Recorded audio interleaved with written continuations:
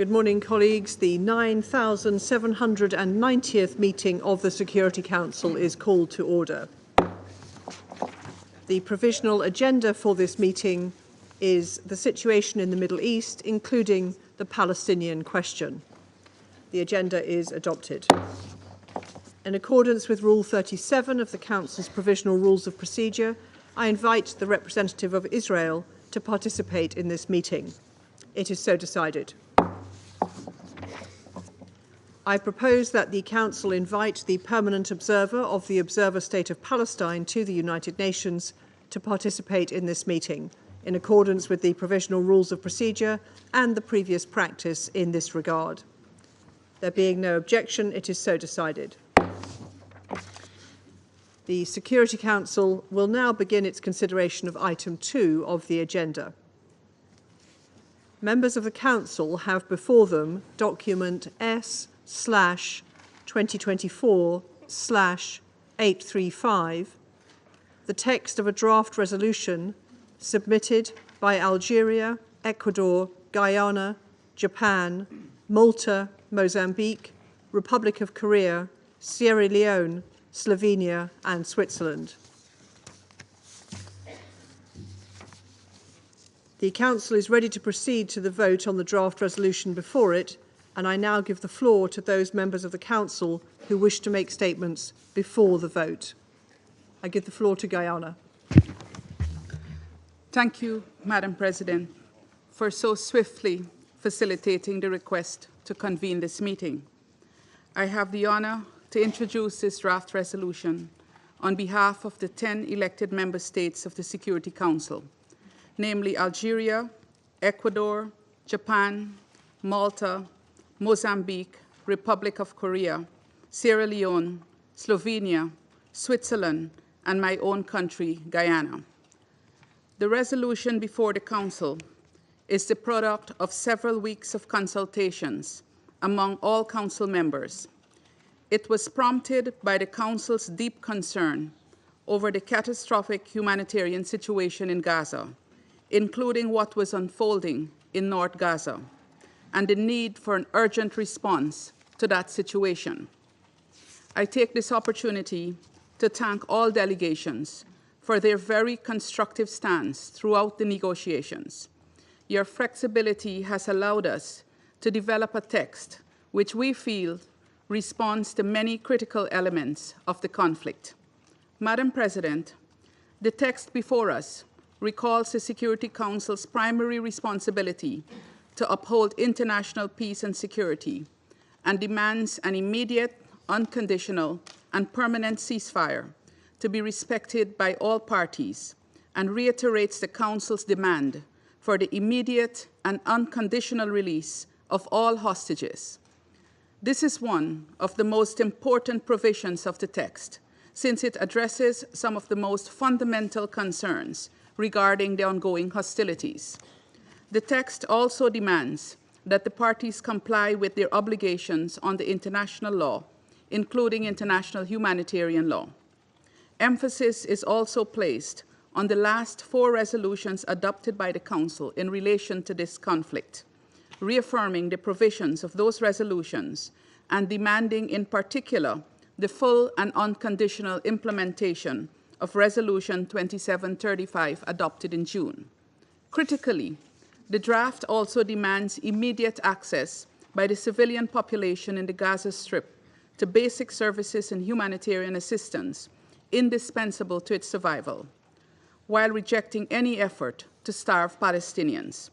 It also demands the facilitation of full, rapid, safe, and unhindered entry of humanitarian assistance at scale to and throughout the Gaza Strip, and the delivery of that assistance to all Palestinian civilians who need it, including to civilians in besieged North Gaza.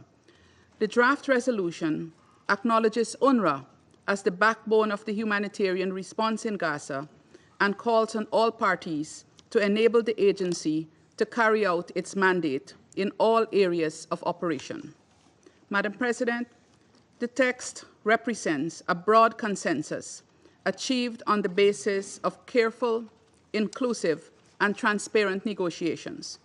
While several divergent positions have found a balance in the text, the dominant concern has been to provide a legally binding obligation to end the hostilities in Gaza. The E10 sincerely hopes that all delegations will support the text, since it aligns with our Charter responsibility for the maintenance of international peace and security. I thank you. The representative of Guyana for their statement. I shall put the draft resolution to the vote now. Will those in favour of the draft resolution contained in document S/2024-835 please raise their hand?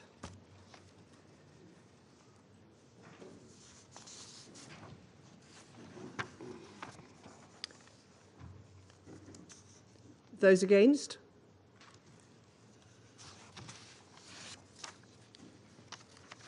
The result of the voting is as follows: 14 votes in favour, 1 vote against, 0 abstentions. The draft resolution has not been adopted owing to the negative vote of a permanent member of the Council. I now give the floor to those members of the Council who wish to make statements after the vote. I give the floor to the representative of the United States. Thank you, Madam President. Colleagues, the United States deeply regrets this Council finds itself here again. The United States worked for weeks in good faith to avoid this outcome. We made clear throughout negotiations we could not support an unconditional ceasefire that failed to release the hostages. Because, as this Council has previously called for, a durable end to the war must come with the release of the hostages. These two urgent goals are inextricably linked. This resolution abandoned that necessity, and for that reason, the United States could not support it. Simply put, this resolution would have sent a dangerous message to Hamas. There's no need to come back to the negotiating table. Hamas would have seen it as a vindication of its cynical strategy to hope and pray the international community forgets about the fate of more than 100 hostages from more than 20 member states who have been held for 410 days. We must not let that happen, ever. Let me say this clearly. There are still 7 American citizens in the hands of Hamas. We will not forget them. For our part, we will continue to pursue a diplomatic solution that brings peace, security, and freedom to Palestinians in Gaza. The United States, along with partners in the region, has worked tirelessly to achieve such a deal. But we are not there yet. Why? Because Hamas has rejected deal after deal after deal. And yet, some members of this Council, in their public statements, ignore the callous intransigence of Hamas and indeed refuse to condemn Hamas, which I'll note this resolution failed to do, again. Some members of this Council don't seem to want to confront the reality that today, it is not Israel standing in the way of a ceasefire and hostage deal. It is Hamas. Israel has said it is prepared to have a temporary ceasefire in exchange for the release of a few hostages, and then build on that to bring each and every hostage home. Colleagues, the messages we send to the world through these resolutions, they matter. And this resolution had several other problems. Among the most glaring, I've already mentioned the failure to condemn Hamas for its October 7 terrorist attack. It's inexplicable that more than 13 months since that day, some members of this Council are missing the plot, that they refuse to acknowledge it is Hamas that instigated this conflict. It is Hamas that has put millions of Palestinian civilians in harm's way and has brought the region to the precipice of a broader war. Colleagues, we've been clear that it is time for this war to end, for the hostages to be released, and for Palestinian civilians to begin rebuilding their lives. More immediately, the United States has been explicitly clear to Israel that it has a responsibility to facilitate humanitarian access and the delivery of aid at scale. We believe the process of laying out the terms of what we expect from Israel in a very detailed way has generated a change in Israel's approach. American diplomacy will continue to press for more aid in and throughout Gaza, which requires a sustained, expanded implementation of urgent steps to improve conditions on the ground. We regret that the Council could have incorporated compromise language the UK put forward to bridge the existing gaps and support these humanitarian steps. With that language, this resolution should have been adopted, and the Council would have reinforced ongoing diplomatic efforts on the ground. Indeed, we also put forward many formulations over the past few weeks that could have bridged the gaps and seen this Council speak with one voice. Despite these proposals from the United States throughout this process, many on this Council did not engage seriously on their merits and rather continued to seek a path of discord. In fact, we heard that some desired a U.S. veto rather than of a consensus product. That is cynical and unfortunate. Colleagues, this is not how this process should work.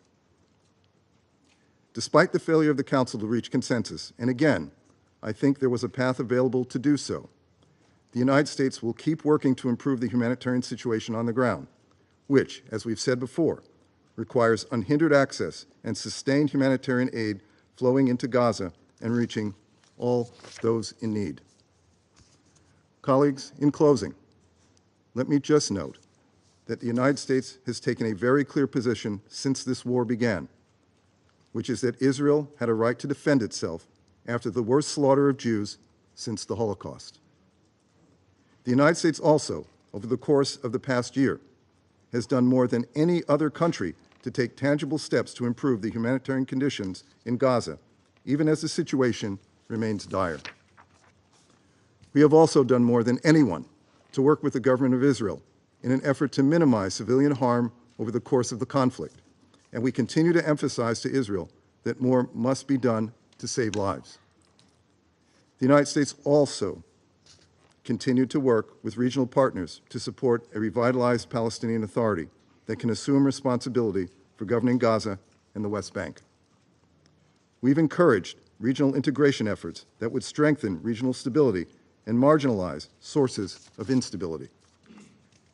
And we've never wavered in our support for a two-state solution. It's vital that we end this war in a way that charts a path forward in the post-conflict period that provides governance, security, and reconstruction in Gaza and restores dignity for civilians caught in the middle of a war they did not want. We must work toward a future where Israelis and Palestinians can live side by side within two democratic states and enjoy equal measures of security, dignity, and freedom, where Israel is secure within its own borders.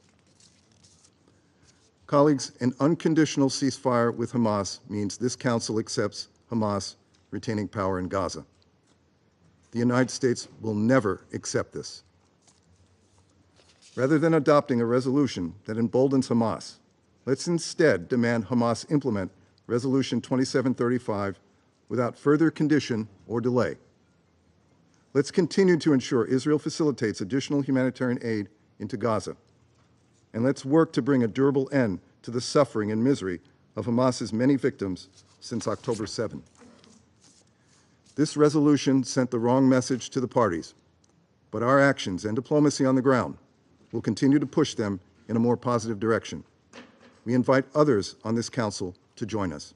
Thank you, Madam President.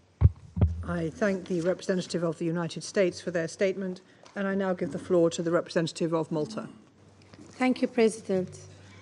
The draft text we had in front of us today is the result of a common conviction by the 10 elected members, the E10, that this Council can no longer stand idle in the face of such uncontrolled violence, disregard for international law, including IHL, and a man-made humanitarian catastrophe.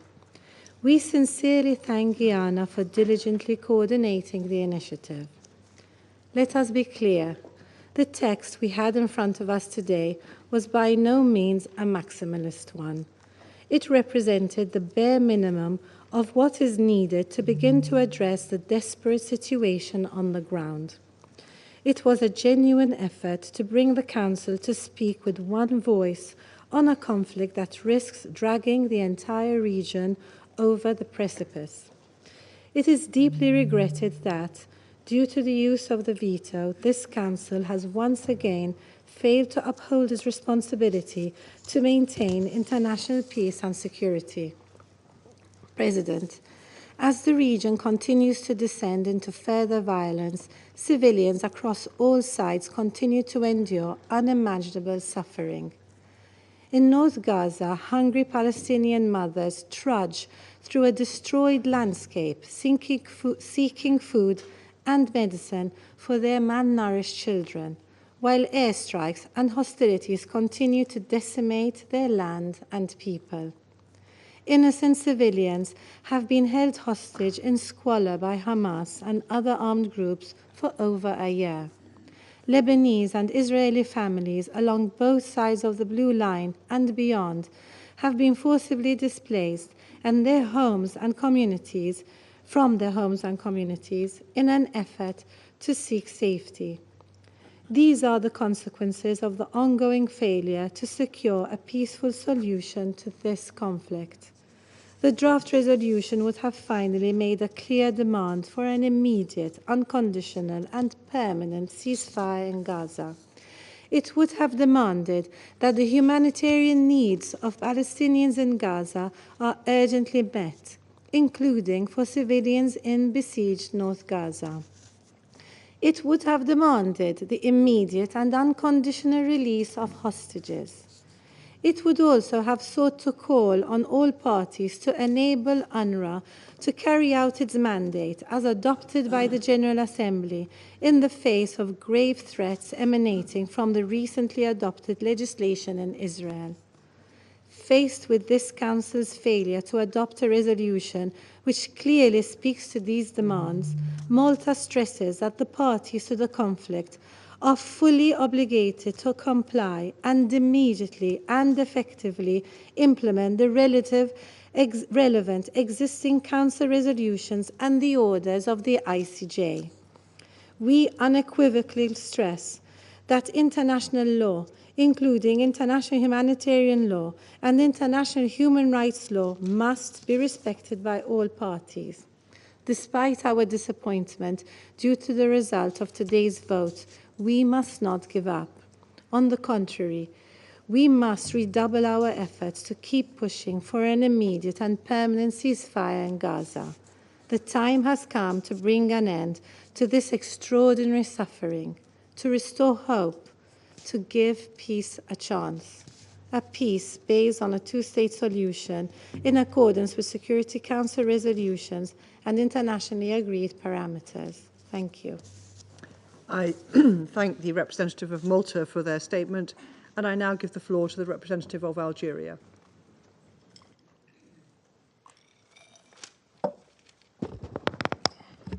Madam President, at the outset, I extend my gratitude to those who voted in favor of the draft resolution presented by the 10 elected members who are the representative of the collective will of the international community. It is a sad day for the Security Council, for the United Nations, and for the international community as a whole. The draft resolution this Council failed to adopt today sought only to break its deafening silence 5 months after the adoption of the Resolution 2735. 5 months during which the Security Council remained idle, remained hand-tied. This text was far from ideal, but it represented the bare minimum that should have united us. Algeria, my country, has consistently called for enforcing Security Council decisions and imposing sanctions on those who defy the collective will of the international community. For this reason, our position was to adopt a resolution under Chapter 7 of the UN Charter. There were significant concessions during negotiations. Yet, one member chose to block any action from this Council. Today's message is clear. To the Israeli occupying power first. You may continue your genocide. You may continue your collective punishment of the Palestinian people with complete impunity. In this chamber, you enjoy immunity. To the Palestinian people,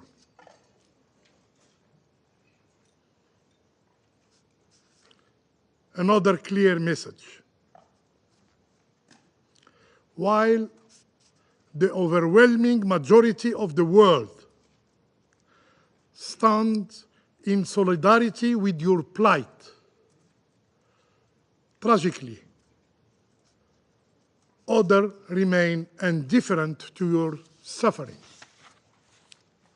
Madam President, we must ask ourselves today, as human beings, is it not enough that 44,000 Palestinians have been killed in Gaza, 70% of whom are women and children? How many more must perish before this Council imposes a ceasefire? Is it not enough that the number of orphans in Gaza now range between 17,000 and 18,000, many of whom have no surviving family members to care for them? Gaza, once known as a city of children, has tragically become a city of orphans. How many more children must be orphaned before this Council takes actions? Is it not enough that over 170 journalists have been killed in Gaza? And how many more journalists must die before this Council acts? Colleagues, Israel, the occupying power, has killed more journalists in 1 year than those lost in World War II and the Vietnam War combined. Where are those? Where are those who proclaim to be defenders of human rights and freedom of expression? Why are they silent in the face of such atrocities? Is it not enough that at least 326 aid workers have been killed? The highest number ever recorded in history. How many more must sacrifice their lives before this Council decides sanctions? Is it not enough that over 1,000 health workers have been killed? How many more must fall before this Council takes decisive action?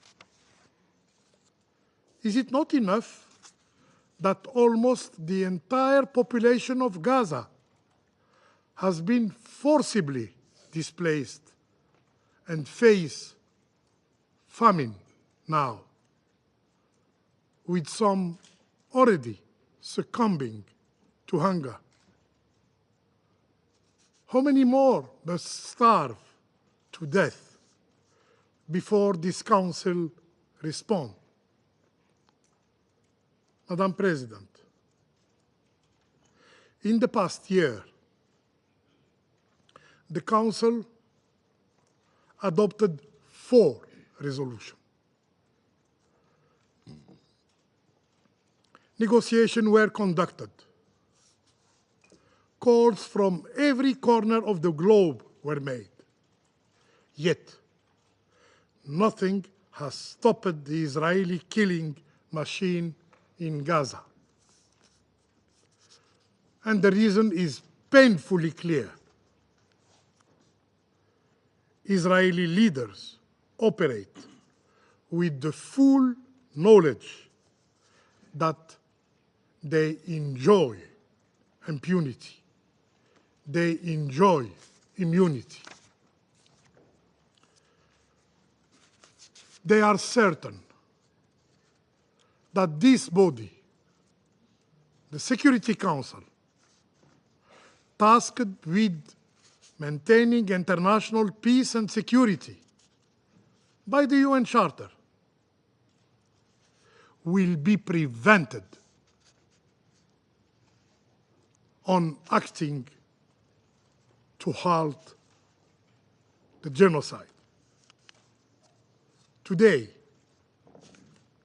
we have missed an opportunity. This failure that will have devastating consequences for the international order. But rest assured, this will not be the last time the Security Council will be forced to address a resolution on Palestine. As we have said before, and as we have delivered, we will soon return to the Security Council to demand an immediate and unconditional and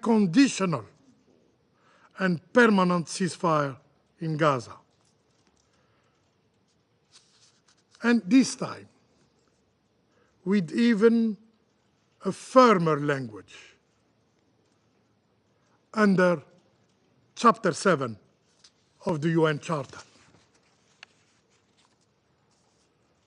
And our efforts will not cease until the Council make a decisive action. I thank you. I thank the representative of Algeria for their statement, and I now give the floor to the representative of China.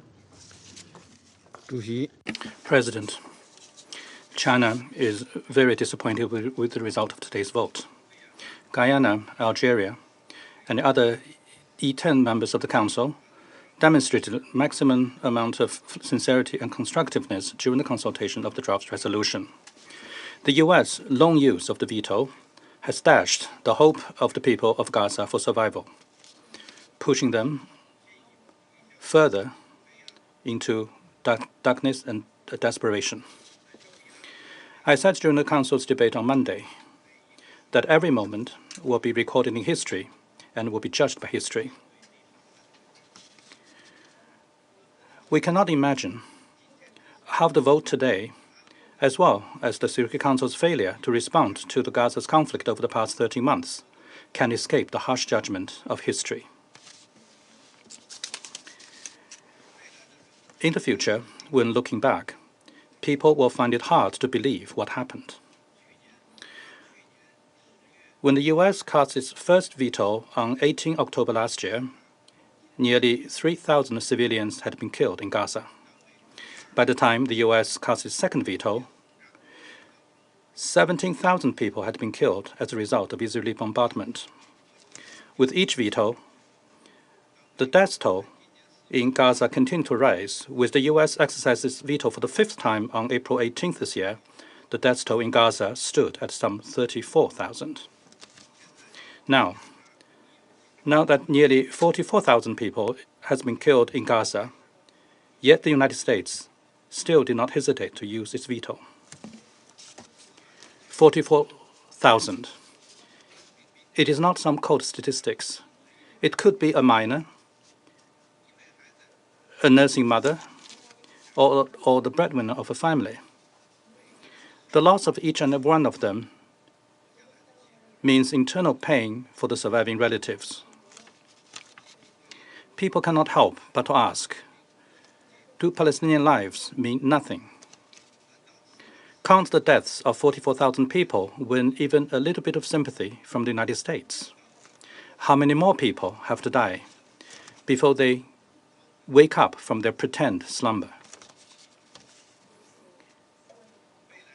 In the future, when looking back, people will find it hard to understand what happened. The Security Council is mandated under the UN Charter to shoulder the primary responsibility for maintaining international peace and security. It is incomprehensible why, for the past years or so, the United States has been so insistent in rendering the Council incapable of playing its role, leading to its paralysis.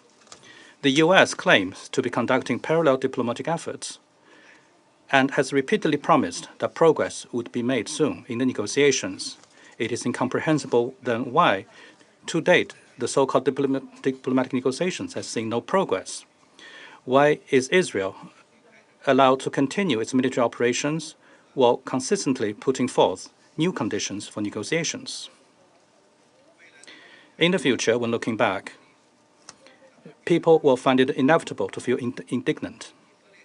Israel has flagrantly breached every red line of international humanitarian law, with its actions causing an unprecedented humanitarian disaster. But even as famine is imminent in Gaza, the United States always seems to be able to find a justification to defend Israel. This represents a distortion and selective disregard of the applicable IHL. People keep learning something new they never knew before was possible, and how low one can stoop. No wonder people feel angry. People's indignation also stems from the fact that the continued supply of weapons from the U.S. has become a decisive factor in the war lasting so long, causing so many casualties and so much destruction.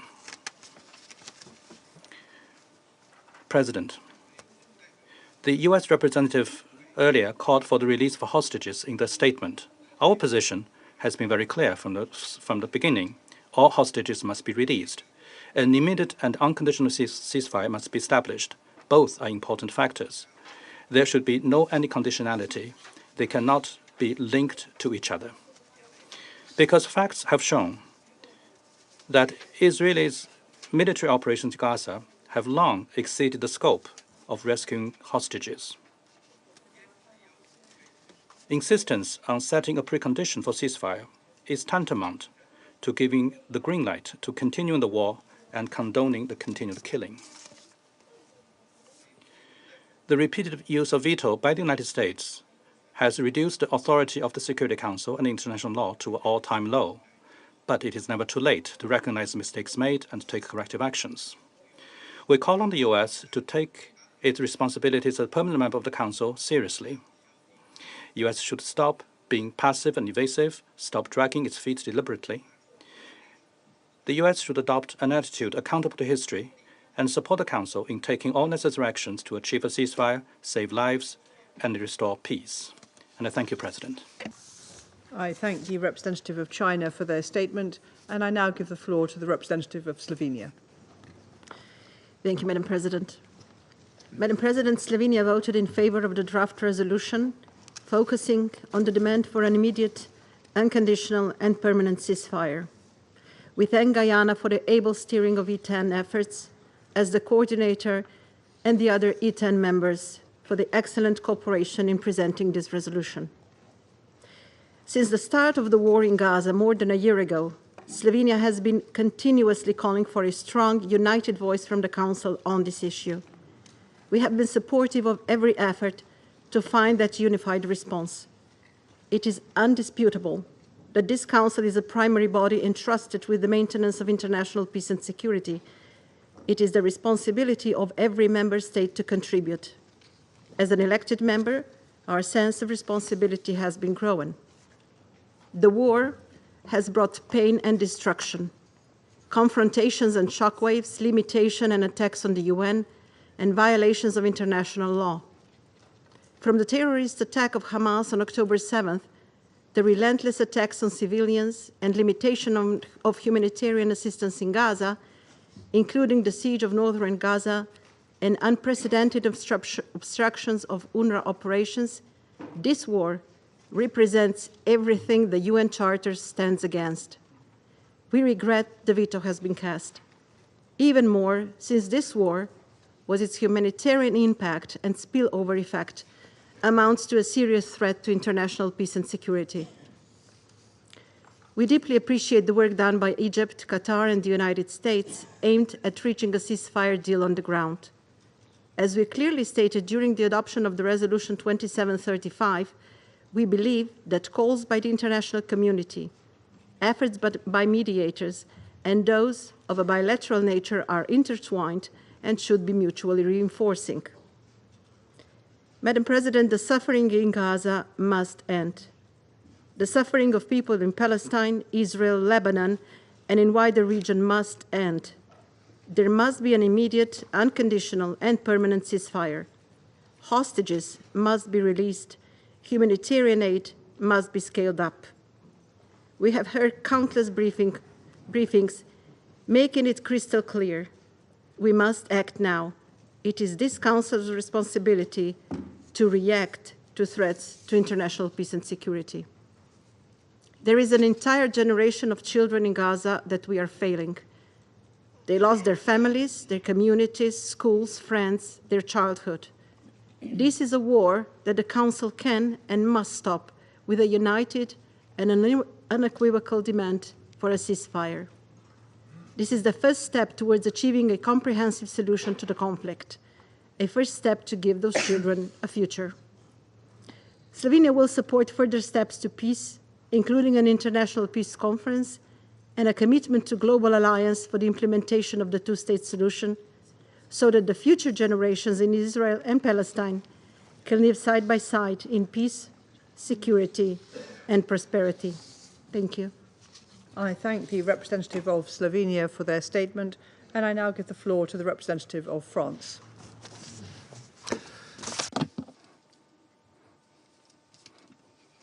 Madam President, France would like to thank the elected members of the Security Council for having prepared this draft resolution, and we deeply regret that it wasn't able to be adopted today. The humanitarian situation in the Gaza Strip is disastrous, and it continues to worsen day by day. International humanitarian law is being trampled underfoot. Under these conditions, the only response would have been and remains an immediate and permanent ceasefire. The delivery of aid must meet the needs, particularly in the north of the enclave, which is threatened by famine. All of the hostages must be released without delay and unconditionally. This resolution specifically required this very firmly. France still has 2 hostages in Gaza, and we deeply regret that the Security Council was not able to formulate this demand. We will continue to condemn the terrorist attacks of the 7th of October 2023. The Council must do likewise. And on the basis of agreed parameters, we must work to the implementation of a 2-state solution. There must be security guarantees for the Israelis, and we must work towards the creation of an independent, viable and contiguous Palestinian state. France will continue to work towards these ends. Thank you very much. The representative of France for their statement, and I now give the floor to the representative of Ecuador. Madam President,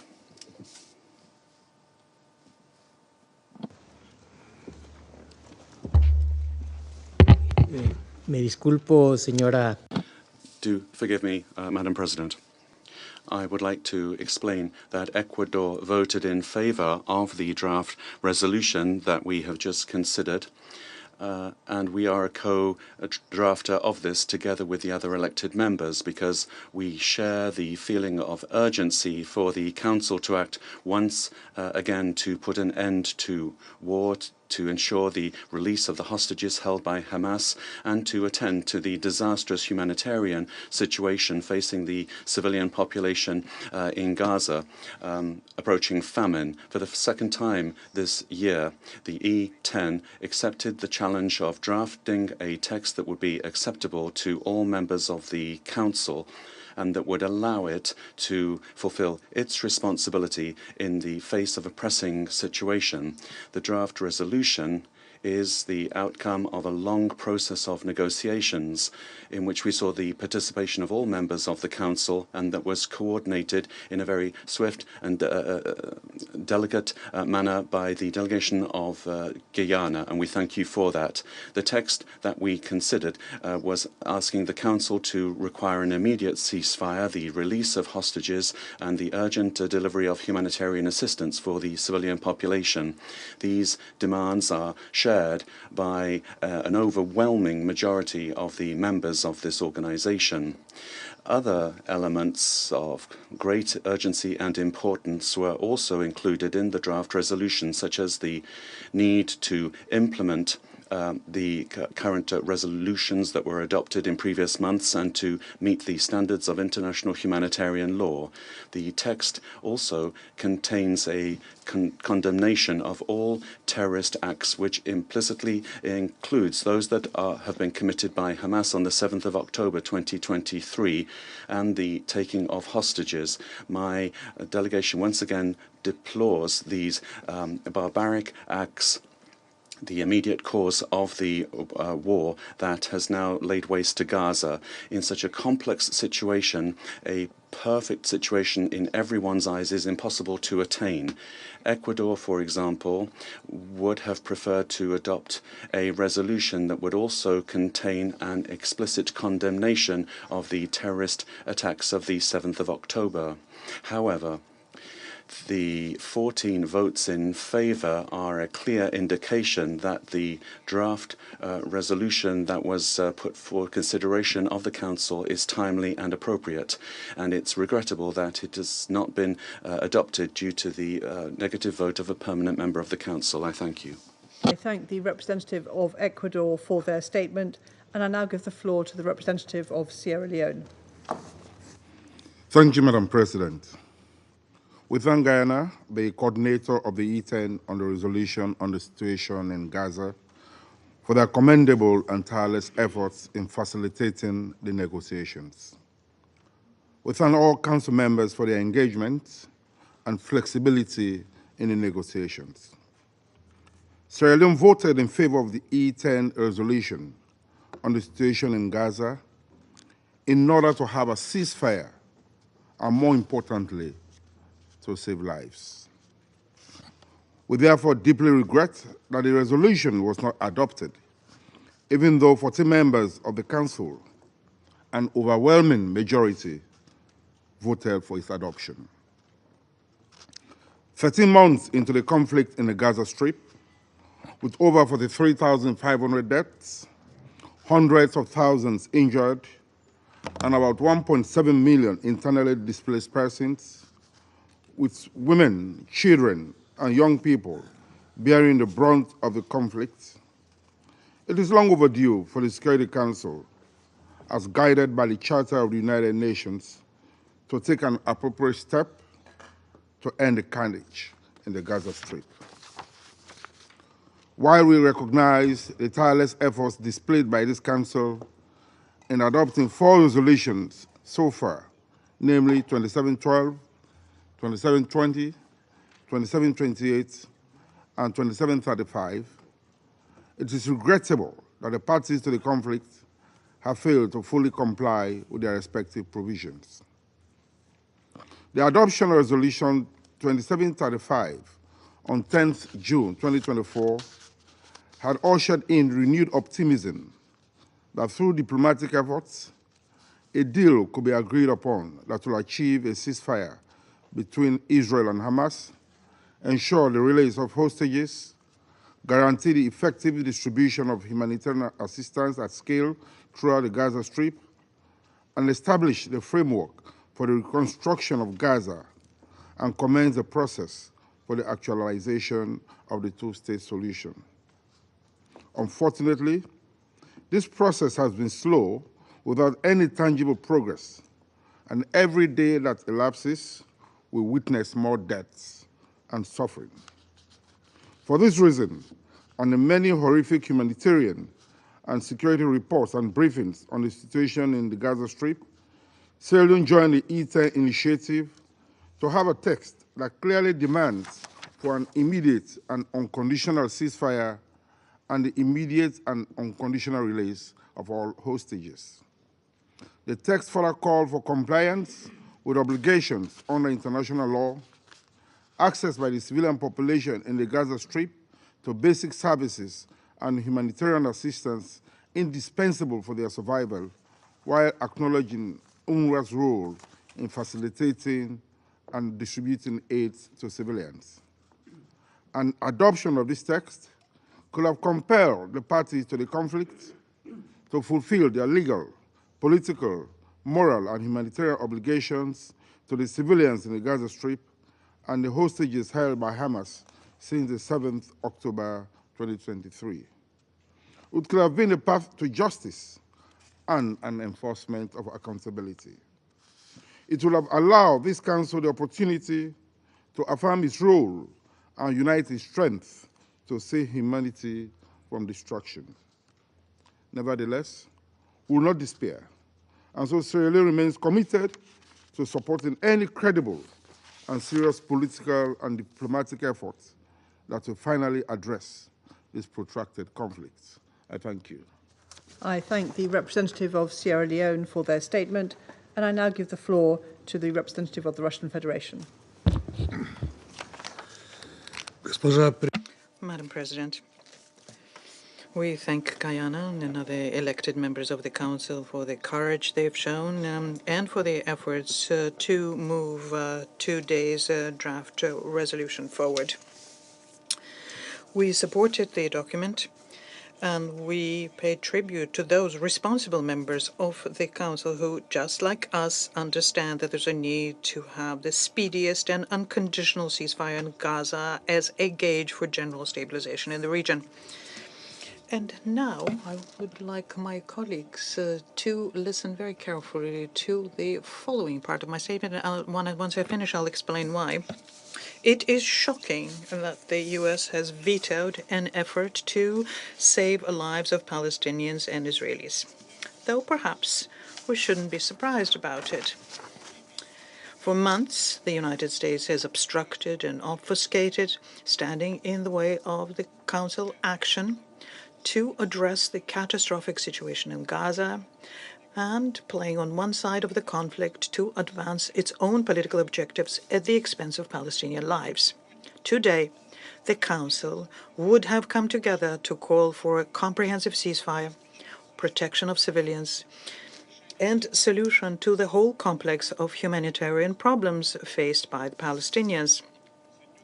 The U.S. claims it is in the interest of the regions, but votes against a resolution supported by the majority of regional countries, and which would have passed for the benefit of the region. We could have demanded today an immediate, unconditional, and sustainable ceasefire in Gaza, as well as an immediate and unconditional release of all hostages. It is unconscionable that the U.S. would cynically stand in the way of demanding such actions to save lives in the world's worst humanitarian crisis. We do not need to be lectured by the United States on hypocrisy. Hypocrisy is what they exhibit every day in different conflicts, not respecting state sovereignty and shamelessly imposing their own rules and interfering in their internal affairs. As a result, tens of thousands of civilian lives have been lost. We are watching the situation closely and will continue to call out abuses and those who are responsible, particularly the United States. We must continue to amplify the voices of Palestinian people who are calling for peace, prosperity, and justice. And the United States cannot stand in the way of that. You gathered, I take it, that what I've just quoted is almost a direct quote from yesterday's statement by the United States during the voting on the resolution on Sudan. And in our view, this was a very appropriate quote. We would like to thank our American colleagues for the fact that they relieved us of the need to preparing most of the statement in the explanation of the vote because of their statement yesterday. Now I will address my American colleagues and say that you today have definitively shown that you are fully responsible for the death of tens of thousands of innocent civilians, for the privations of refugees, suffering of hostages, and the illegally detained Palestinians. It was very interesting to hear the representative of the American representative today in the wake of the vote. For example, he said that the resolution does not contain provisions on the release of hostages. Well, it does contain such a provision. Perhaps the U.S. representative should read through the resolution before voting against it. He also stated that the resolution does not have a condemnation of the attack on the 7th of October. I would like to remind our American colleagues here that it was the United States who, on the 18th of October 2023, vetoed a Security Council resolution which condemned a condemnation of the 7th of October attack. The United States positioned themselves as a key partner, not just for Israel, but also for the Arab states. But they vote against resolutions who are in the interest of all of the Arabs and supported by the Arabs themselves. If the draft had been passed, we could have demanded that Israel end its deadly attacks in Gaza, in the West Bank, that it rein in its continued aggression against Lebanon and Syria. We could have sent a very clear signal to the parties to end violence and move on to the political and diplomatic settlement of the Palestinian issue. But the cold and cynical opposition by the United States to the simple demand on behalf of the Council to save human lives is an unconscionable and inhumane act. We have no doubt that the Israelis themselves are interested in ending the spiral of violence, and we categorically reject attempts to present the events on the 7th of October of 2023 as the starting point for the bloody events in the region now. The reasons for that are much deeper, and they have to do with a very old historic injustice where One side was given the opportunity to create their own state, and others have been consistently denied the exact same right. We will continue speaking resolutely for demanding the end of violence against Palestinians. No doubt, we will continue calling out the abuses and hypocrisy by the United States when it comes to settling this situation. We will not allow the United States to muzzle the voice of the Council when and continue emboldening further merciless operations by Israel. Our common duty is to make sure that the voices of the absolute majority of the people on this planet to end this spiral of violence in favor of a just settlement of the Palestinian issue on the basis of an acknowledged basis and the desire to become a full member of the UN, that these voices be heard. We must bring peace, stability, and prosperity to the Middle East. And no one, including the United States and other Western states who indulge them, has a right to inhibit these aspirations. I thank you. I thank the representative of the Russian Federation for their statement, and I now give the floor to the representative of the Republic of Korea. Thank you, Madam President. Since the adoption of Resolution 2735 this past June, the Security Council has been hoping and expecting the finalization of the deal to achieve an immediate ceasefire and release of all hostages in Gaza. As the president of this council in June, I remember how desperately all council members aspired for the swift implementation of this resolution, which urges both parties, notably Hamas, to accept the proposed agreement. Since then, 5 months have passed, and the conflict has brought even more death, misery, and destruction to Palestinian civilians and Israeli hostages. And it is deeply disappointing that in spite of the efforts by mediators, US, Egypt, and Qatar, Resolution 2735 has yet to be implemented.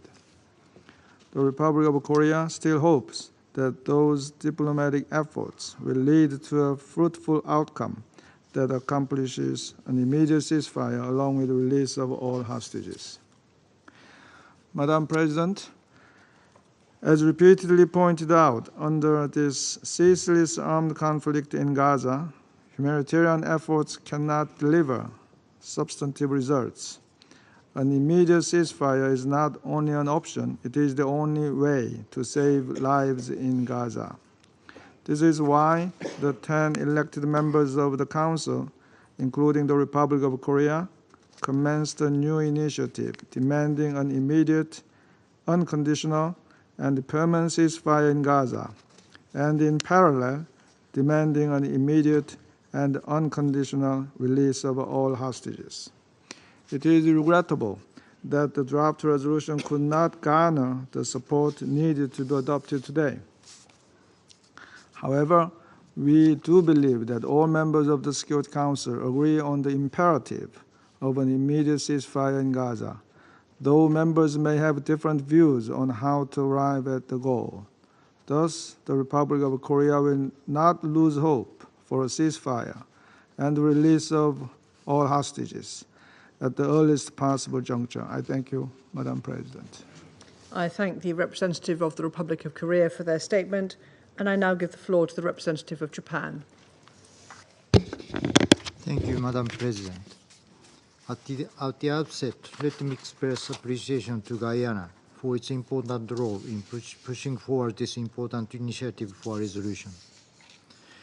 It has been more than 400 days since Hamas and others killed more than 1,200 Israelis and took more than 200 hostages, which Japan firmly condemns. Until now, the devastation in Gaza has shown no signs of abating, with tens of thousands of civilian casualties, an appalling death toll of UN personnel and humanitarian aid workers, and massive displacement. Given the ever-worsening situation, this draft resolution, if adopted, would have been a much-needed pronouncement by the Security Council demanding an immediate ceasefire, as well as an immediate release of all hostages. Its passage could also have sent a strong message towards a dramatic expansion of humanitarian aid throughout the Strip, in particular to the most vulnerable Palestinians in the north. Therefore, Japan joined all the other elected members as co-pen holders of this draft resolution and voted in favor. It is deeply regrettable that we could not come to a text which all the Council members can accept. However, now is not that moment to trade accusations for the continuation of this nightmare. The Council member that could not support the draft resolution is working tirelessly to end the agony in Gaza, and Japan continues to support their diplomatic efforts. Madam President, despite today's setback, we should not stop working to improve the catastrophic situation on the ground. Today is World Children's Day, but without our collective actions, the children in Gaza, the future of Gaza, will continue to pay the high price of this conflict. This Council must keep their plight in mind as we work to immediately bring about a long-awaited ceasefire. Japan remains steadfastly committed to this end, both here at this Council and through multilateral and bilateral channels as well. I thank you, Madam President. I thank the representative of Japan for their statement, and I now give the floor to the representative of Switzerland. Merci, Madame. Thank you, Madam President. I would like to thank all the elected members, in particular our coordinator from Guyana, for their tireless efforts for urgent and necessary action by this Council, and I thank all of the members that supported our resolution. As the co-sponsor, Switzerland voted in favour of this draft resolution and regrets that it was not adopted due to the veto of a permanent member. More than 5 months after the adoption of Resolution 2735, this draft reaffirmed our commitment to an immediate, unconditional and permanent ceasefire, to the immediate and unconditional release of all hostages, and to the safe, rapid and unimpeded delivery of humanitarian aid to the civilian population. Switzerland would like to underscore that the obligations of the parties in this matter continue, regardless of whether or not resolutions are adopted by this Council. It is high time that the parties respected these obligations and protected civilians and civilian infrastructure in accordance with international humanitarian law. The violence and dehumanization in this conflict must end. I would like to underline the strong commitment of the group of elected members to unified action by the Council. The Council can continue to count on us for future action to promote peace and security between Israelis and Palestinians and in the region as a whole. Madam President, the situation is urgent. In Gaza, civilians are exposed to hostilities, incessant displacement, epidemics, and the risk of imminent famine, while the hospital system has been almost completely destroyed. As the occupying power, Israel has a duty to ensure that the basic needs of the population in the occupied Palestinian territory are met. This Council must also act in accordance with its mandate to bring about a ceasefire, release all hostages, and protect civilians, including humanitarian personnel, particularly those of the UN. There must be an end to human suffering, a halt to the escalation of violence in the region, and the foundations laid for the solution of 2 democratic states, Israel and Palestine, living side by side in peace within secure and recognized borders. Switzerland will continue to support all efforts in this direction. Thank you. Thank the representative of Switzerland for their statement, and I now give the floor to the representative of Guyana. Thank you, Madam President. After 5 weeks of intense negotiations and a vote in favour by 14 members of this Council, Guyana deeply regrets that we were unable today to adopt the resolution tabled by the elected member states of this Council to pronounce on the apocalyptic situation in Gaza. The main objective of this draft resolution was to address some of the most critical issues that currently feature in Israel's more than year-long war on Gaza.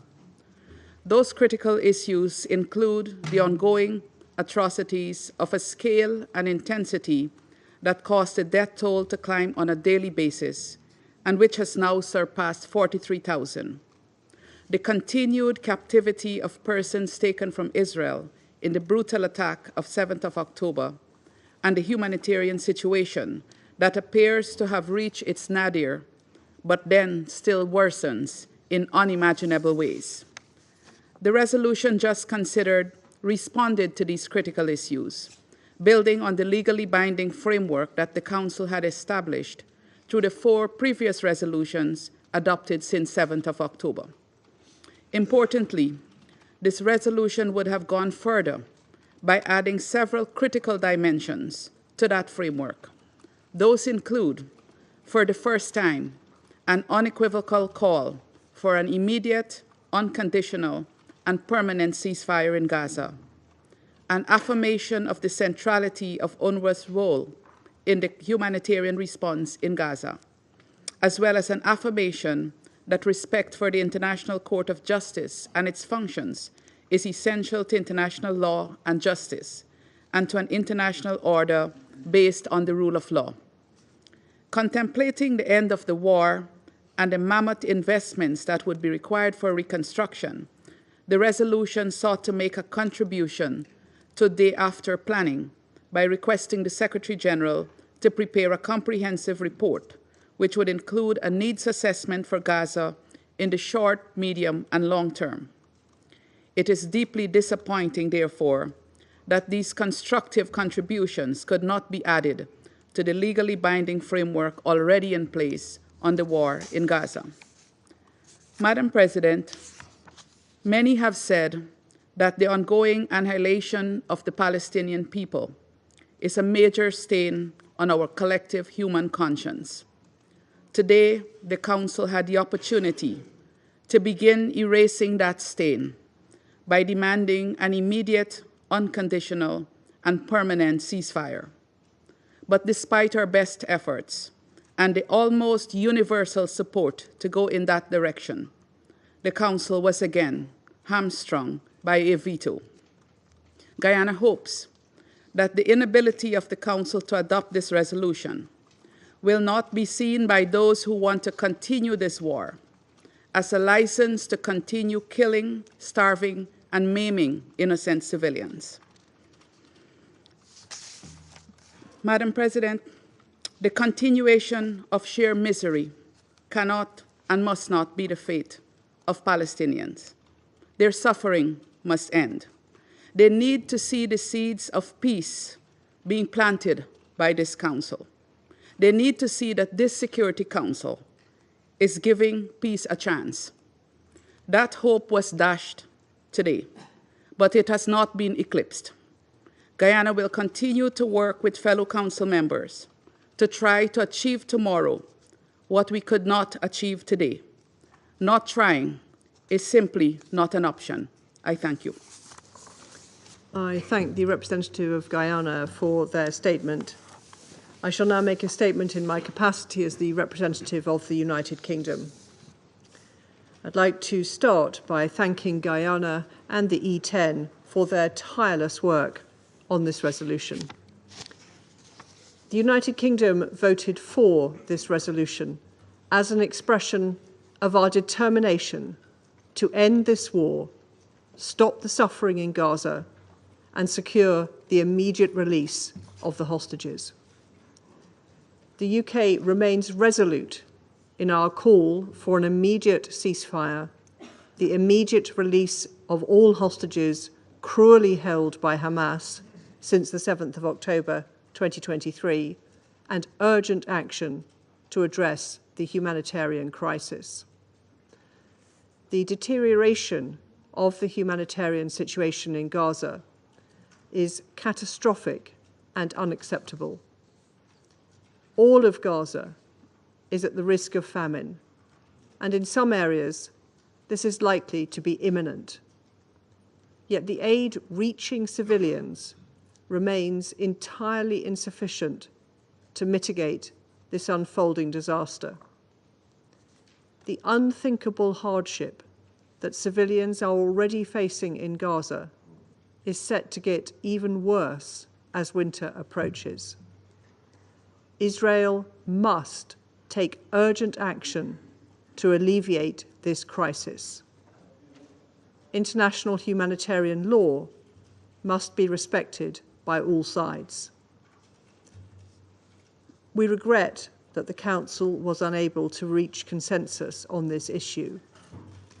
But colleagues, we remain committed to the vision of this text, and we will keep striving alongside our partners to bring this war to a close, to secure the release of the hostages, and to secure a huge scale-up in aid and to protect civilians. I resume my function as President of the Council. The representative of the United States has asked for the floor to make a further statement. I give them the floor. Thank you, Madam President. My apologies for taking the floor. I just need to respond very briefly to some comments made by the representative of the Russian Federation. Let me just say, as I've said many times, Russia is in no position to single out any state for being responsible for the deaths and killings of civilians when every day it is raining down hundreds of missiles, bombs, and UAVs on the people of Ukraine, conducting some of the most savage and barbaric attacks seen in Europe since World War II. We will continue to remind the world of this barbarity, carried out by a permanent member of the Security Council in blatant violation of the UN Charter. So, Madam President, I would say to my Russian colleague that he should think twice before accusing anyone of hypocrisy. Thank you. I thank the representative of the United States for their statement. The representative of the Russian Federation has asked for the floor to make a further statement. I give them the floor. Madam President, I'll be brief. I have a rhetorical question to the American representative. You don't have to answer. Do you have any other narrative apart from the one that he has delivered today? When we hear what he's saying, we get the impression that we're watching Groundhog Day, the movie. Groundhog Day. Thank you. I thank the representative of the Russian Federation for their statement. I now give the floor to the representative of the Observer State of Palestine. Thank you, Madam President. There is no right to mass killing of civilians. There is no right to starve an entire civilian population. There is no right to forcibly displace a people. And there is no right to annexation. This is what Israel is doing in Gaza. These are its war objectives. This is what the absence of a ceasefire is allowing it to continue doing. This full-fledged Israeli assault against the Palestinian people and the Palestinian land is about everything except the hostages. If the families of hostages can see that, how can anyone in this room claim otherwise? A ceasefire will allow to save lives, all lives. This was true a year ago. This is even more true today. A ceasefire doesn't resolve everything, but it is the first step towards resolving anything. And what is the answer of those who are still unwilling now, after all this death and destruction, not to call for an unconditional ceasefire? Is it to accept that the killing should continue until we resolve everything while we watch that we are resolving nothing? We heard over and over again statements in this chamber by all members without distinction about protection of civilians, about rejecting forcible displacement, about rejecting starving the Palestinian population, about rejecting annexation, about rejecting wanton destruction, about rejecting regional escalation. Everyone around this table agreed on these objectives. And yet here we are. 44,000 Palestinians killed. This is those who are accounted for. Many more are not accounted for. One day we will retrieve them in mass graves under the rubbles, and we will discover the real numbers of this horror. And there will be many that we will never retrieve. Famine, that is looming all over Gaza, that is a reality in northern Gaza. 2 million people displaced, still hunted even when they are in tents. Total destruction of Gaza and all the requirements of life in it. And war on Lebanon, its people and its sovereignty. What does it mean to proclaim all these principles, we reject, we reject, we reject, and then shield Israel of the consequences of its actions, thus allowing it to do exactly what we're asking it to stop doing? Madam President, the world should not grow accustomed to the death of Palestinians, to seeing Palestinian children starving, to seeing mothers carrying their children from one place to another, forcibly displaced. They should not get accustomed to seeing journalists killed and humanitarians killed, to see Palestinians detained, abducted, carried on trucks to go be tortured, sexually abused, and raped.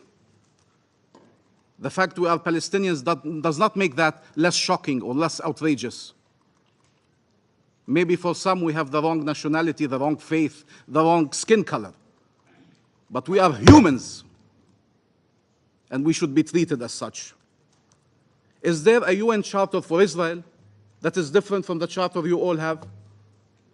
Tell us. Is there an international law for them, an international law for us?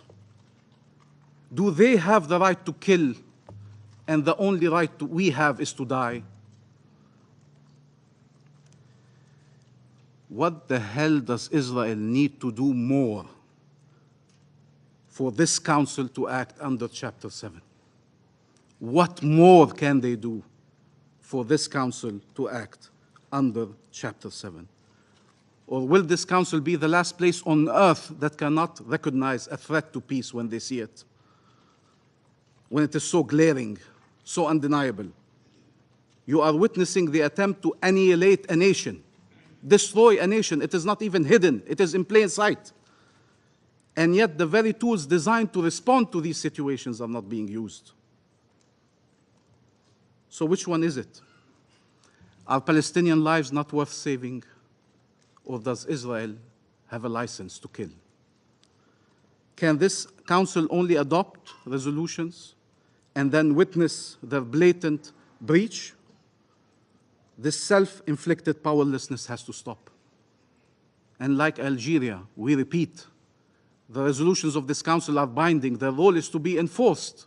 Their role is to change reality, not to record violations for history's purposes and then allow them to continue. Had diplomatic efforts succeeded, we would not be here. We recognize all the efforts that were done, all the diplomatic efforts that were conducted. And yet, we have to recognize children are still starving in Gaza. Families are being killed. Communities are being obliterated. Had these efforts succeeded, we would not be here. But what we cannot accept is that Israel has a veto that blocks any attempts to put an end to this war, especially when we know what are its true intentions. Madam President, many peoples, many governments around the world are saying the right things and trying to do the right things. And we have here to express our gratitude to the E10 for their relentless efforts for over a year now, and in the recent month. We all were hoping that 2735 would lead to a ceasefire. And we can discuss who is responsible for that ceasefire not occurring. For us, it is pretty clear that Israel had never an intention to accept a ceasefire and has found every reason not to have a ceasefire. We thank Guyana for its efforts in coordinating the E10 initiative. We thank all of those who have voted in favor of this resolution, and we agree with Malta and with Algeria. This is the bare minimum. This is the bare minimum that morality, humanity, legality would plead for. And this bare minimum, even this bare minimum, was vetoed. I truly do not understand, and you're saying we cannot be for an unconditional ceasefire. What that means in effect now is that we are for a war. You're saying we cannot be for an unconditional ceasefire that does not release the hostages. Is this war releasing the hostages? Is it even trying to release the hostages? So what does it mean? We accept this war that is killing hostages and that is killing, maiming, terrorizing, destroying an entire nation. When is it enough? When is it the point where we say, no, we mean ceasefire now, now. We will not allow you to not listen to us, to ignore us, to insult us, to play games with us. This resolution is trying to restore life, to save lives. It's not a dangerous message. The draft resolution is not a dangerous message. This veto is a dangerous message to Israel that it can continue executing its plans, the very plans you oppose. And the messages we send do matter. And that is the wrong message at the worst possible time. Israel is responsible for the Palestinian civilians it kills. It cannot be absolved of that responsibility. It is killing them purposefully, deliberately, repeatedly, massively. It is starving them on purpose. Nobody can deny it. We sat in this room, we heard every UN agency, every testimony, every NGO, Palestinian, Israeli, international, saying the same things. This is by design.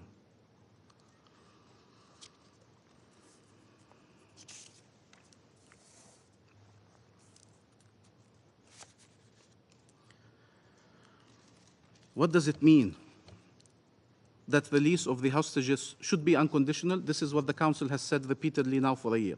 Release of hostages should be unconditional. But stopping killing Palestinians is conditional? There are acceptable conditions to stop the mass killing of Palestinians? There's 100 Israeli hostages, and there's 2 million Palestinians in Gaza. 2 million Palestinians in Gaza.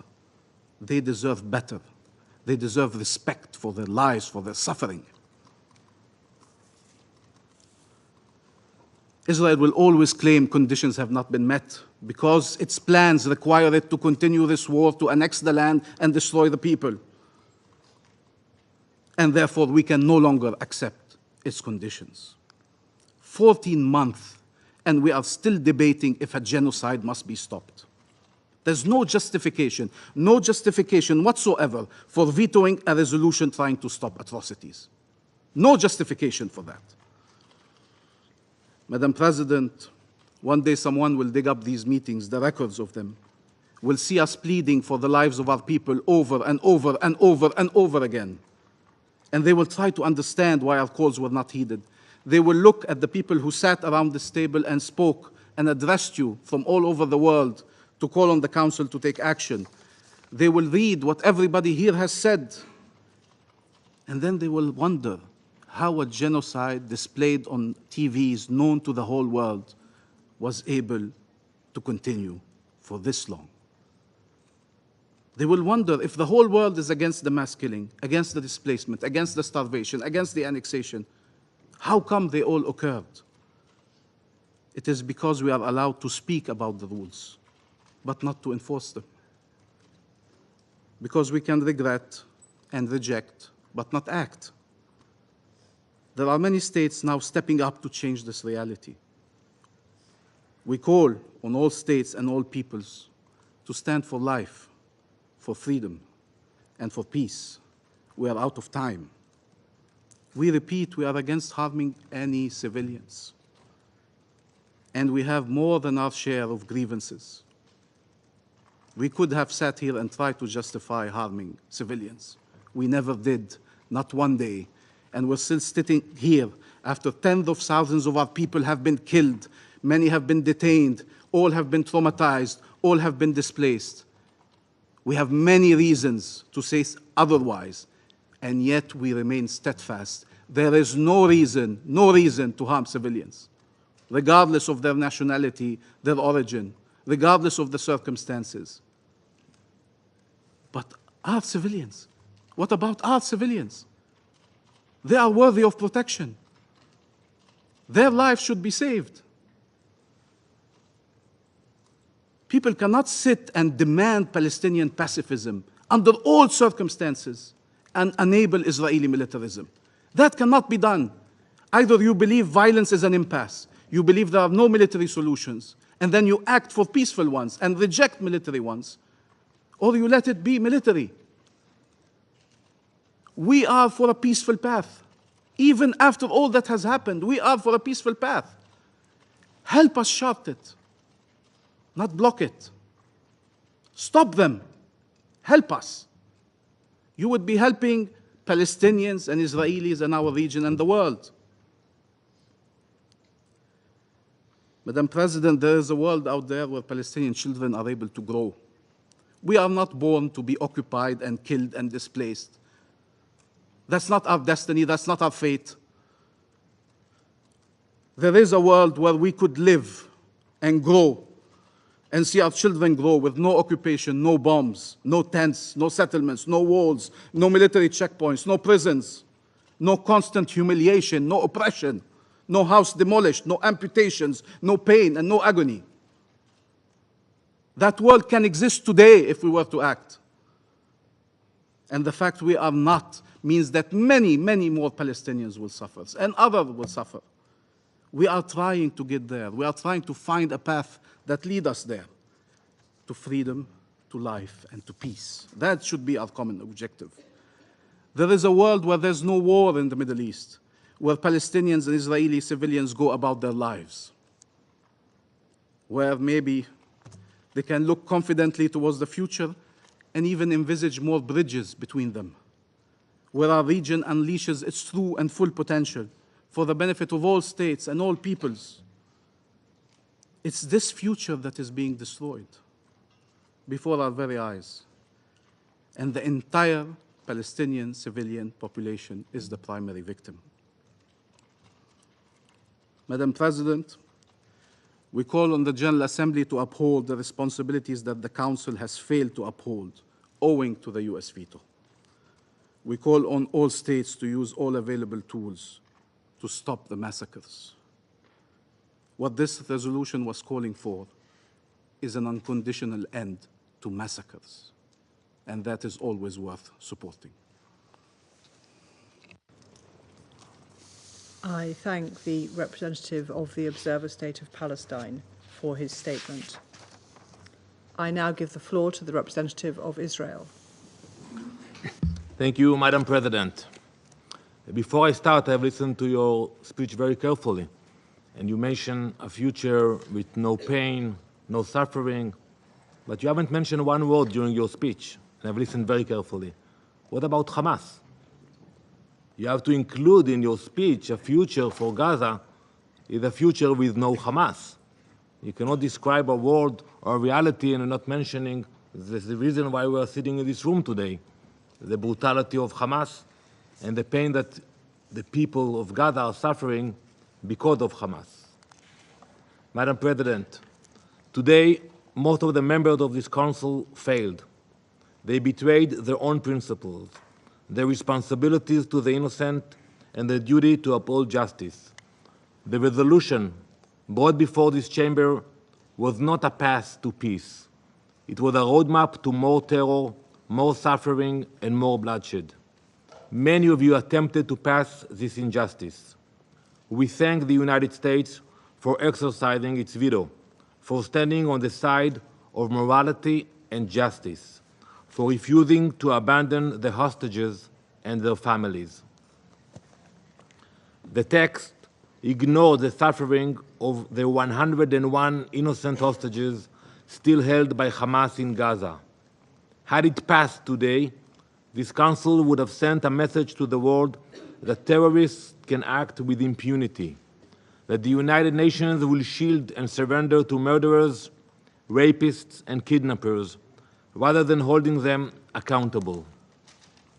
Last week, Sasha Trofanov should have celebrated his 29th birthday, surrounded by friends and family. Instead, he is being held by terrorist monsters who recently released a video showcasing his torture. Sasha is starved, his face bruised, his spirit crushed. Hamas doesn't just imprison, they torment, they dehumanize, they rejoice in their cruelty, and now they know that this council will do nothing to stop them. I would like to remind Ambassador Navzia that Sasha is a Russian citizen. He is included in the 29 nations which have citizens held hostage by Hamas, your citizens. Neama Levy, a bright young woman, just 19 years old, was taken and dragged into hell. Neama volunteered at a kindergarten for refugees, bringing light and love to children in need. You have seen the horrible images. Her ankles cut, her sweatpants soaked in blood. Neama's innocence, her humanity, her dreams, all stolen by Hamas. And today, someone in this council told her family that her life is not worth enough to demand her freedom. Those who supported this resolution have announced to the world Sasha's life, Naama's life, and the lives of 99 other innocent people are not valuable enough to be a condition for a ceasefire. Today, the UN celebrates International Children's Day. Rather than demanding that little children like Ariel and Kfir Bivas will be released immediately after 411 days in captivity, this Council is attempting to pass a resolution which declares that their precious lives are not worth your time. This is not diplomacy. It is appeasement. It is abandonment of the very ideal that this Council claims to defend. The world should be clear-eyed about what this text really represents. It rewards Hamas for their barbarity. It validates their strategy of using human shields, targeting civilians, and tormenting hostages in their terror dungeons.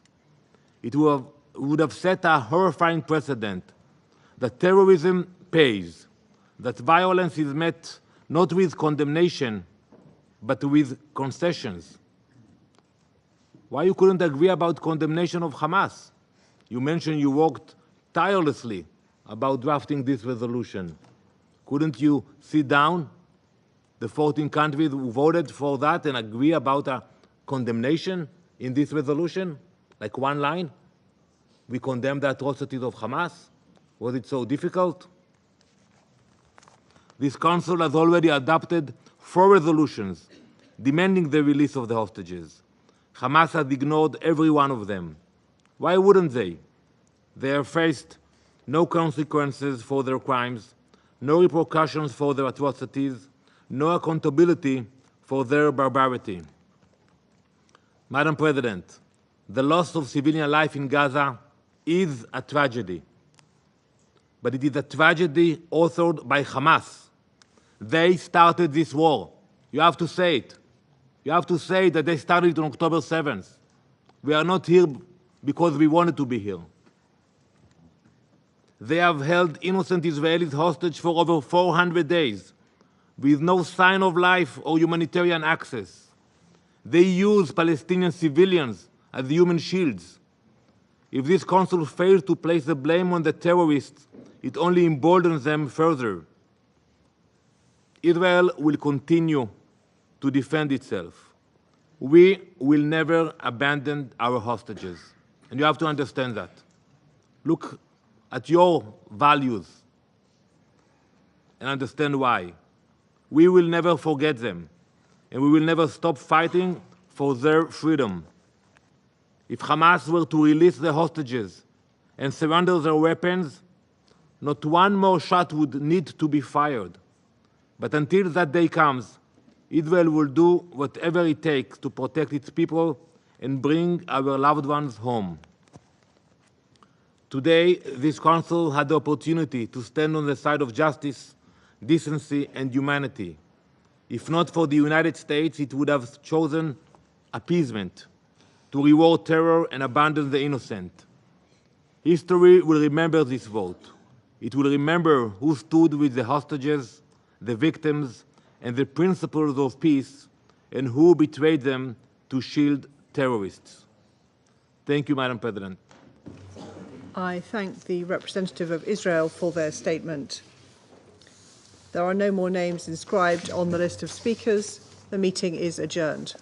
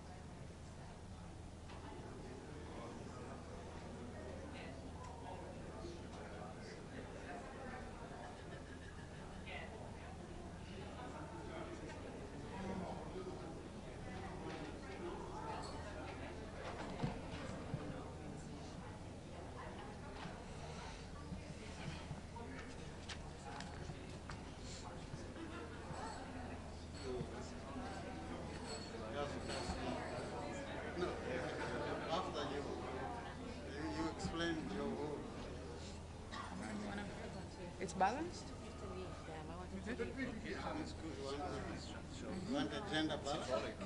The tall one should be here. Okay. Good morning, members of the media.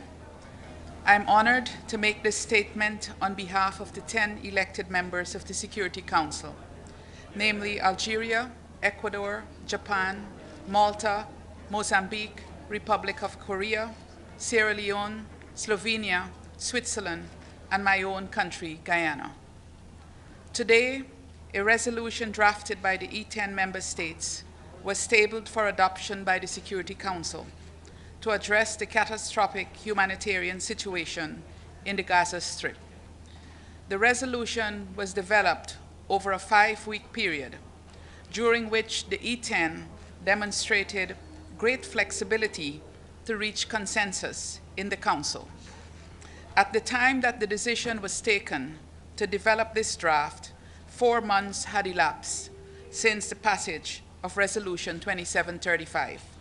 We had all supported 2735 with the expectation that a ceasefire deal would have been agreed and implemented swiftly.